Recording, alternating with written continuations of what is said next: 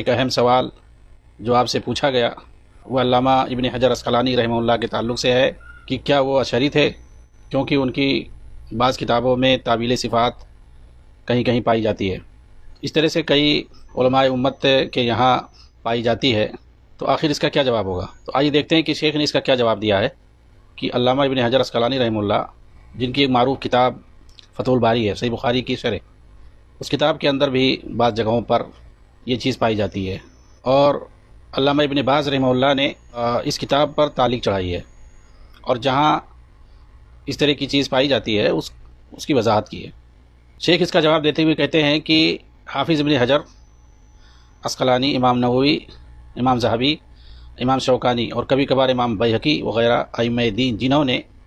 کتاب و سنت کی عظیم خدمت کی ہے، یہ لوگ بعض نصوص صفات کی تعویل میں واقع ہو گئے ہیں۔ ایسے لوگوں کے بارے میں شیخ الاسلام ابن تیمیہ رحمہ اللہ نے کہا ہے کہ جب اللہ تعالیٰ تحریم خمر سے ناواقف ہونے، حتیٰ کہ وجوب صلاۃ سے ناواقف ہونے سے عند اللہ عذر مقبول ہے، کیونکہ وہ علم اور اہل علم سے دور رہا، اور نہ ہی اس نے علم طلب کیا، اور نہ ہدایت، اور نہ ہی اس کے لیے اس نے کوشش کی۔ جب اللہ تعالیٰ ایسے لوگوں کو معاف کر سکتا ہے تو اس شخص کے عذر کو بھی معاف کر سکتا ہے جس نے پوری کوشش کی تاکہ اسے خیر و ہدایت کا علم ہو جائے، مگر پورے علم و ادراک تک نہیں پہنچ سکا اور غلطی میں واقع ہو گیا، خواہ وہ غلطی اسماء و صفات کے باب میں ہو یا عبادت کے باب میں ہو، تو ایسا شخص اللہ کے عفو و رحمت اور معافی کا زیادہ مستحق ہے۔ یہ دراصل اس بات پر منحصر ہے کہ کوئی شخص کس فرقے سے جڑا ہوا ہے۔ اگر وہ اشعری فرقے سے ہے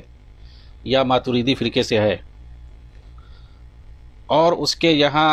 تعویل صفات ہے اور دوسری چیزیں پائی جاتی ہیں تو وہ ایک الگ مسئلہ ہے، لیکن ایک شخص ہے وہ اشعری مذہب پر نہیں ہے اور نہ ہی وہ ماتریدی مذہب پر ہے، بلکہ تمام مذاہب پر وہ رد بھی کرتا ہے، لیکن اس کے یہاں بھی کچھ نہ کچھ خامیاں پائی جاتی ہیں۔ آپ دیکھیں گے نواب صدیق حسن خان بھوپالی قنوجی رحمۃ اللہ علیہ، ان کی بھی جو تفسیر کی کتاب ہے اس میں بھی بعض جگہ تعویل صفات پائی جاتی ہے۔ ان کی جو پرانی کتابیں ہیں عقیدے میں، وہاں پر اس طرح کی خامی ہے، لیکن کیا یہ کسی تقلیدی فرقے سے جڑے ہوئے تھے؟ اشعری ماتریدی وغیرہ جو ہوتے ہیں، بالکل نہیں۔ تو سوال یہ ہے کہ کیسے آیا؟ اسی طرح آپ دیکھیں شیخ ثناء اللہ مرصدی رحمہ اللہ، ان کی بھی تفسیر ثنائی میں اس طرح کی بات چیزیں پائی جاتی ہیں۔ تو یہ دراصل ماحول کا اثر ہوتا ہے، ماحول کی وجہ سے، ورنہ آپ دیکھیں گے یہی نواب صدیق حسن خان بھوپالی رحمہ اللہ، یہ جب حجاز جاتے ہیں اور وہاں علامہ ابن تیمیہ، شیخ محمد بن الوہاب رحمہ اللہ، اور وہاں کے جو سلفی علماء ہیں اور جن کو جو ہے علماء دعوت کہتے ہیں، ان لوگوں سے ان کی ملاقات ہوتی ہے اور ان کی کتابیں پڑھتے ہیں، اور وہاں سے جب واپس آتے ہیں، اور خاص طور سے یمن کے جو ایک شیخ تھے ابن عتیق، ان سے ملاقات ہوتی ہے اور انہوں نے ان پر تنبیہ کی ہے، اور باقاعدہ ان کی جو تفسیر کی کتاب ہے نواب صدیق حسن خان بھوپالی کی، وہ عربی میں ہے اور عربوں میں بھی وہ کتاب مشہور تھی۔ تو شیخ عتیق نے اس کتاب کو پڑھا باقاعدہ اور اس پر نوٹ چڑھایا، اور ان سے باقاعدہ ملاقات کر کے کہا کہ آپ جیسے بڑے عالم ہیں، آپ کی بڑی خدمات ہیں، ہاں کچھ جگہوں پر ہو سکتا ہے بھول سے یا اس طریقے سے کچھ خامی آ گئی ہو، تو میرے کچھ ملاحظات ہیں، آپ ان کو دیکھ لیجئے گا۔ تو اس طریقے سے ایک رسالہ باقاعدہ لکھ کر کے ان کو دیتے ہیں، ان کی اس کتاب پر ملاحظہ چڑھا کر کے۔ چنانچہ آپ ان کی زندگی میں دیکھیں گے، اگر بتائیے کوئی تقلیدی ذہن کا ہوتا ہے، کسی فرقے سے جڑا ہوتا ہے، جیسے اشعری، ماتریدی، معتزلی، کسی بھی فرقے سے، تو کسی کی بات سننے والا نہیں ہوتا ہے، اس کے اندر سے وہ چیز نہیں جاتی ہے، جو اس کا عقیدہ ہوتا ہے وہ ختم نہیں ہوتا ہے۔ لیکن جو ہے شیخ نے وہ سب قبول کیا، اور وہاں سے جب واپس آئے اور یہ سب سلفیت کی ساری کتابوں کو لے کر کے آئے، ان کا نکھار پیدا ہوا۔ چنانچہ آپ ان کی جو بعد کی کتابیں ہیں ان میں آپ دیکھیں گے وہ ساری خامیاں نہیں ہیں، خاص طور سے قطف الثمر فی عقیدت اہل الاثر۔ تو یہ قطف الثمر آپ جا کر کے دیکھیں، اس کا ترجمہ بھی الحمدللہ ہو چکا ہے، میں نے کیا ہے۔ اس میں کہیں کوئی تعویل نہیں ہے، کوئی چیز نہیں ہے، بالکل جو ہے منہج سلف سے متعلق کے حساب سے انہوں نے پورے عقیدے کی بحث لکھی ہے، اور یہ شاندار عقیدے کی کتاب ہے قطف ثمر فی عقیدت اہل الاثر، مسلمانوں کا عقیدہ کے نام سے اردو میں اس کا ترجمہ بھی کیا گیا۔ تو ایسے ہی جو علماء اہل حدیث ہوں یا علماء محققین اور سلف جو گزرے ہیں پہلے، ان کا کسی فرقے سے تعلق نہیں ہے، ان کے یہاں بھی ماحول کے اثر سے ایسی کچھ خامیاں آ گئی ہیں، تو ان کو جو ہے ان لوگوں پر نہیں قیاس کیا جائے گا جن کے یہاں باقاعدہ وہ دھندا ہے اور وہی ان کا عقیدہ ہے۔ میں یہ بات اس لیے کہہ رہا ہوں کیونکہ بہت سارے لوگ جب کسی اشعری ماتریدی پر لکھا جاتا ہے، بولا جاتا ہے اور ان کی گمراہیوں کو ایکسپوز کیا جاتا ہے تاکہ لوگ بچ جائیں، اور یہ کب کیا جاتا ہے؟ جب ایسے لوگوں کو پروموٹ کیا جاتا ہے، تو ظاہر سی بات ہے اس کو ایکسپوز کیا جائے گا تاکہ آدمی جو ہے اس گمراہی میں نہ پڑے۔ تو جو ان کے فالوور ہوتے ہیں، اندھ بھکت ہوتے ہیں، وہ کیا کریں گے؟ فوراً ایسے لوگوں کی مثالیں لا کر پیش کرتے ہیں، وہ دیکھو ثناء اللہ نظری نے، انہوں نے بھی ایسا لکھا ہے، وہ دیکھو نواب صدیق حسن خان نے ایسا لکھا ہے، ابن حجر نے اپنی کتاب میں فتح الباری میں ایسا لکھا ہے، وہ دیکھو امام قرطبی نے جو اس میں فتح القدیر میں ایسا لکھا ہے، امام نووی نے لکھا ہے، فلاں نے لکھا، سیوطی نے لکھا۔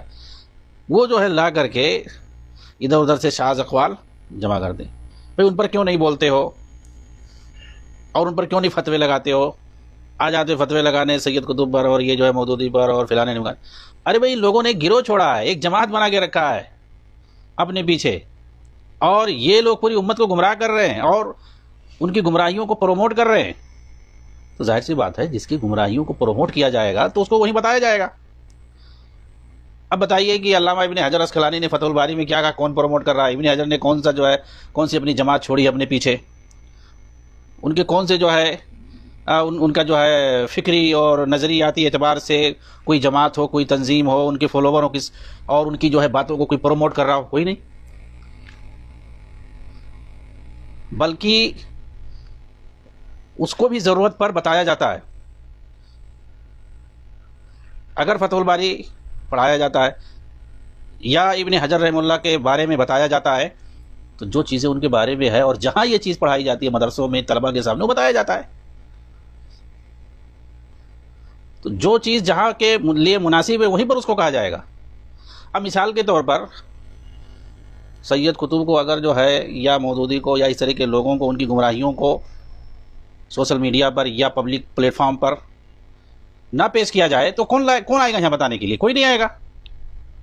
وہ صرف اور صرف لائبریریوں تک اور مدرسوں تک محدود رہیں گے۔ لیکن جب ان کو پبلک فارم پہ لایا جائے گا تو ظاہر سی بات ہے وہاں بھی آیا جائے گا ان کو پکڑنے کے لیے یا ان پر رد کرنے کے لیے۔ تو ایسا نہیں ہے کہ اگر کسی کی یہاں کچھ غلطی ہے تو نہیں بتایا جاتا ہے، جس طرح مناسب ہوتا ہے وہاں اس کے لیے بتایا جاتا ہے۔ یہ دیکھیے میں نے جیسا کہ بتایا شیخ ابن باز رحمہ اللہ نے باقاعدہ فتح الباری پہ تالی چڑھائی ہے اور ان کی غلطیوں کو ایکسپوز کیا ہے، ظاہر کیا ہے۔ اب وہ فتح الباری کوئی بھی پڑھے گا تو دیکھے گا کہ ہاں یہاں یہ غلطی ہے،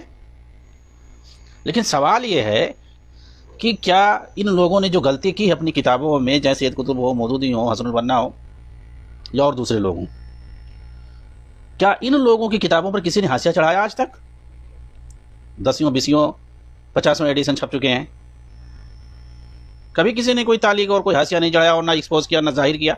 کہ یہاں جو ان سے غلطی ہو گئی ہے، تاکہ اس غلطی سے کم بھائی تمہاری جماعت والے بچ جائیں۔ وہ ایسا کبھی نہیں کریں گے، وہ کیونکہ وہ غلطی مانتے ہی نہیں ہیں، کیوں پھلا غلطی کر سکتا، اسی لیے تو بتایا جاتا ہے۔ بھائی تم نہیں بتاتے ہو تو دوسرا کوئی بتاتا ہے،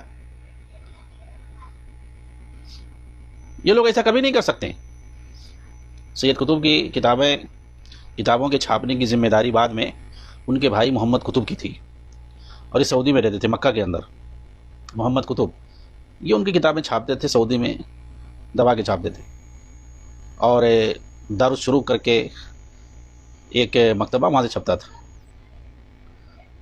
شیخ احمد نجمی رحمہ اللہ اور دیگر لوگوں نے ان سے کئی بار ریکویسٹ کیا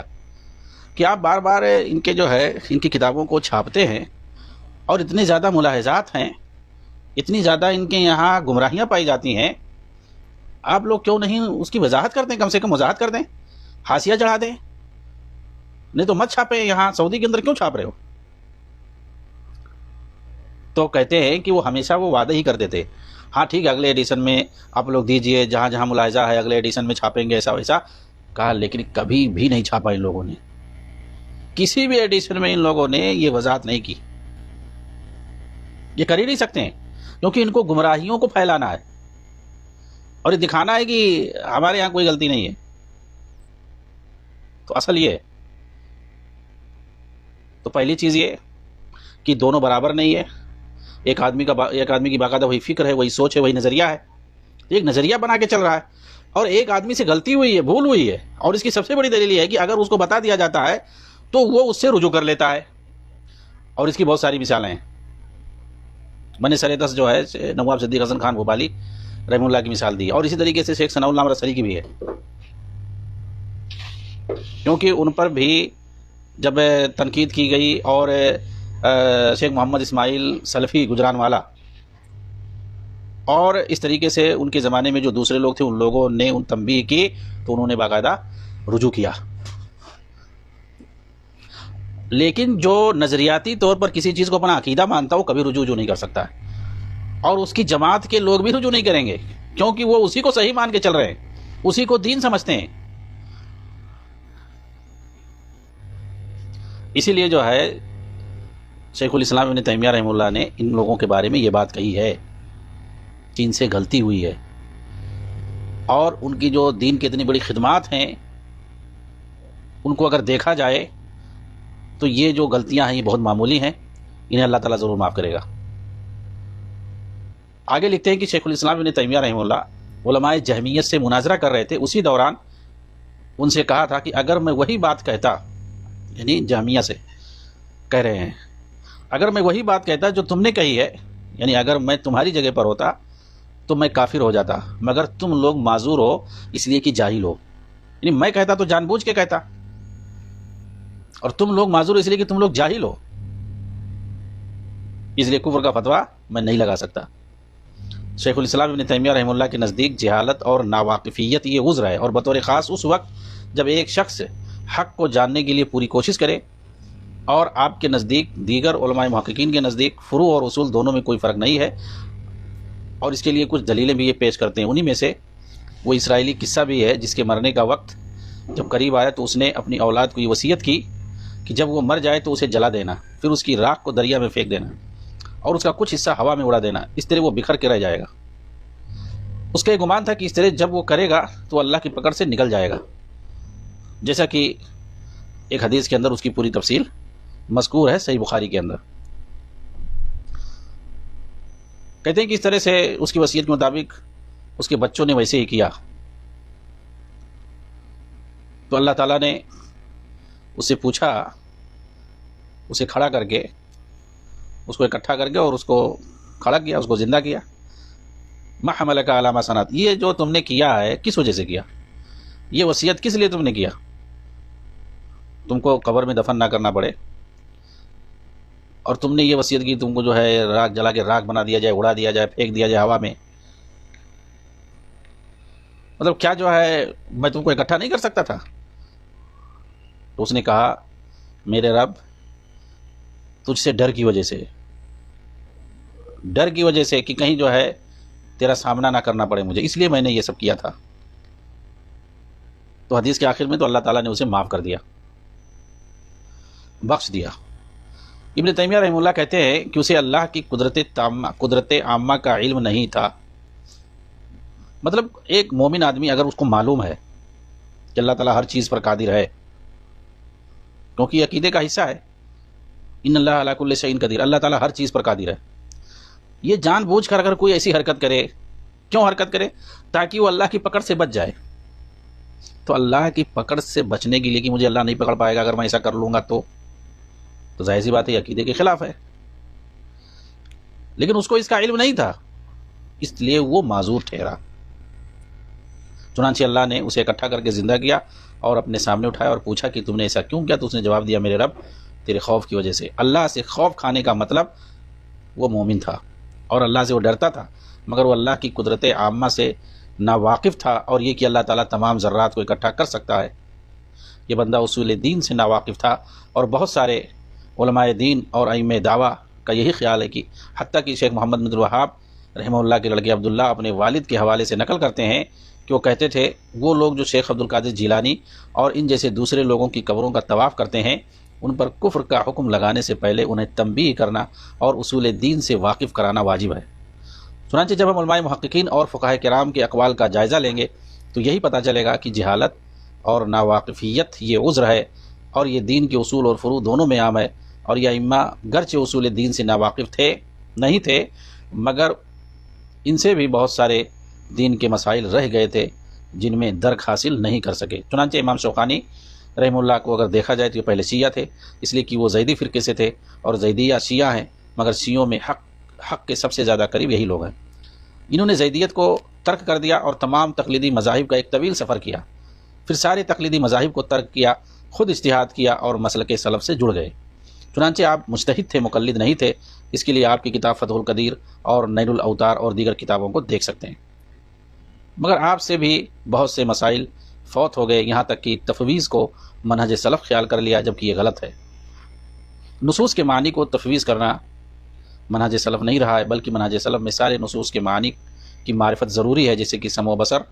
استوا، نزول اور مجیء وغیرہ۔ تفویض اصل میں ان معانی کی حقیقت اور ان کی کیفیت کا ہے۔ چنانچہ تفویض کی دو قسمیں ہیں، تفویض معانی، یہ غلط ہے اور اسی غلطی میں امام شوکانی واقع ہوئے ہیں، اللہ آپ کو معاف فرمائے۔ تفویض کیفیت، اسی کو امام مالک رحمہ اللہ نے مراد لیا تھا جب یہ کہا تھا کہ استوا معلوم ہے مگر کیفیت مجہول ہے، اس پر ایمان لانا واجب ہے، جبکہ اس کے بارے میں سوال کرنا بدعت ہے۔ خلاصہ یہ کہ علماء کرام، یہ اس طرح کے علماء کرام معذور ہیں، لہٰذا ایسے علماء کے خلاف زبان درازی کرنا اور بڑی جرات سے کہنا کہ وہ بدعتی ہیں اور جو انہیں بدعتی نہ کہے وہ بھی بدعتی ہے، یہ بہت بڑی جرات ہے، بلکہ بعض نوجوان حداث سے متاثر ہو کر اس جرات جدیدہ کا شکار ہو چکے ہیں، اللہ انہیں ہدایت۔ تو بہرحال یہاں پر جو چیز بتانا مقصد ہے خلاصے کے طور پر وہ یہی ہے کہ علامہ ابن حجر عسقلانی ہوں، علامہ سیوطی ہوں، یا اسی طریقے سے امام شوکانی ہوں، یا کوئی بھی عالم ہو جو کسی تقلیدی اور کسی باطل فرقے سے جڑا ہوا نہ ہو، یہ بہت ہی واضح ہے، اور اس سے کیونکہ غلطی کسی سے بھی ہو سکتی ہے، ایسا نہیں، بڑے بڑے علماء محققین سے بھی غلطیاں ہوئی ہیں، اور وہ بھی کسی بھی باب میں، چاہے وہ عقیدے کا باب ہو یا وہ چاہیں اصول کا ہو یا فروع کا ہو، عبادات سے متعلق ہو، احکامات سے متعلق ہو، معاملات سے متعلق ہو، کہیں بھی غلطی ہو سکتی ہے۔ تو اصل یہ ہے کہ آدمی کیا کسی اپنے خاص نظریے کی بنیاد پر ایسا کہہ رہا ہے، یا یہ کہ وہ سلف کا پیروکار ہے، منہج سلف، منہج صحابہ کا پیروکار ہے، کتاب و سنت کو بنیاد مانتا ہے، لیکن وہ کہیں ٹھوکر کھا گیا، غلطی ہو گئی، تو اس کو اس شخص کے کھانے میں نہیں رکھ سکتے ہیں کہ جس کا اپنا ایک فرقہ ہو، اس کا اپنا ایک نظریہ ہو اور اس نظریے کی بنیاد پر وہ چلتا ہو اور اس کے یہاں سارے کے سارے بلنڈر ہوں، ظاہر سی بات ہے اس کے پڑھنے میں اس کو نہیں لا سکتے ہیں۔ اس کو آپ بتاؤ گے بھی تب بھی وہ ماننے کے لیے تیار نہیں ہوگا، بلکہ وہ اپنی غلطیوں کا دفاع کرے گا۔ اور یہاں جو آدمی منہج سلف کا پیروکار ہے، اس سے اگر کہیں غلطی ہو گئی ہوگی، اس کو اگر بتاؤ گے فوراً مان لے گا۔ کیوں؟ اس لیے کہ یہ دلیل کا متبع ہوتا ہے، دلیل کے پیچھے چلتا ہے، اور جس کے یہاں فرقہ واریت پائی جاتی ہے، جو کسی فرقے سے جڑا ہوتا ہے، کسی جماعت اور تنظیم سے جڑا ہوتا ہے، اس کے اپنے اصول اور نظریات ہوتے ہیں، اس سے وہ سمجھوتا نہیں کر سکتا ہے، اس لیے دونوں کو ایک کھانے میں نہیں رکھ سکتے ہیں۔ اور جو لوگ یہ کہتے ہیں کہ ان کو کیوں نہیں ایکسپوز کیا جاتا، ان کو کیوں نہیں لایا جاتا، ایسا اور ویسا ان کو کیوں کیا جاتا، بھائی جہاں پہلی بات یہ کہ دونوں کی دو حیثیت ہے، ایک طرف آدمی ہے جس کے پورے اندھ بھکت ہیں، فالوور ہیں، جماعت ہے، اور وہ سب مل کر کے، ہزاروں لاکھوں لوگ مل کر کے اس کی غلطیوں کو، اس کی گمراہیوں کو پھیلا رہے ہیں۔ تو ایک آدمی کی غلطیوں کو، اس کی گمراہیوں کو پھیلایا جا رہا ہے، تو اسے کیا ہے، نہیں، برائی کو پھیلایا جا رہا ہے، تو اس کی روک تھام کے لیے کوشش کی جائے گی، تاکہ دوسرے لوگ، چلو ٹھیک ہے کچھ لوگ تو بیمار ہو گئے، اب یہ جو بیمار ہیں اس بیماری کو مزید پھیلا رہے ہیں، تو اس کی روک تھام کی جائے تاکہ مزید نہ پھیلنے پائے۔ اب ایک بیماری جو دبی ہوئی ہے اس کا ادھیڑنا ضروری ہے کیا؟ مثال کے طور پر اگر یہی جو ڈاکٹر اسرار کی کلپ پہ کلپ لوگ پھیلا رہے ہیں، لاکھوں لوگ سن دیکھ رہے ہیں، اگر بھائی اس کو نہ پھیلایا جائے تو کون جائے گا اس پر بولنے کے لیے؟ ایک آدمی اگر پھیلا رہا ہے تو یہی نا صحیح سمجھ کر کے نا، تو اگر قرآن حدیث کے خلاف ہے تو ایک آدمی بولے گا اور بتائے گا کہ یہ غلطیاں ہے، تو کیا اس کو دفاع کرو گے کہ پہلے ادھر جا کر کے بولو تب اس کو آپ بولو؟ ارے بھائی وہ تو دفن ہے، کتابوں میں لائبریریوں میں پڑا ہوا ہے، وہ سڑ رہا ہے، اس کو کون پوچھنے جا رہا ہے؟ وہاں کوئی لائبریری میں کوئی پوچھے گا تو اس کو بتا دیا جائے گا، اس کو کوئی پھیلا تھوڑی رہا ہے، اس کی وجہ سے کوئی لوگ گمراہ تھوڑی ہو رہے ہیں، یا اس شخص نے کوئی فرقہ اور کوئی تنظیم کوئی جماعت تھوڑی بنائی ہے، اس نے جو ہے لاکھوں اندھ بھکتوں کو تھوڑی چھوڑا ہے اپنے پیچھے کہ اس کا جو دفاع کریں، اس کی گمراہیوں کا دفاع کریں۔ دونوں میں بڑا فرق ہے۔ تو جو چیز جہاں پہ ہے وہیں پر اس کا جو ہے مقابلہ کیا جائے گا۔ مقصد کیا ہوتا ہے؟ امت کو گمراہیوں سے بچانا، یہاں شخصیت زیر بحث ہی نہیں ہے۔ اگر وہاں پر گمراہی نہ پھیلائی جائے کسی کے نام سے تو وہاں جانے کی ضرورت ہی نہیں ہے، اس لیے امت کو اصل بچانا مقصود ہے۔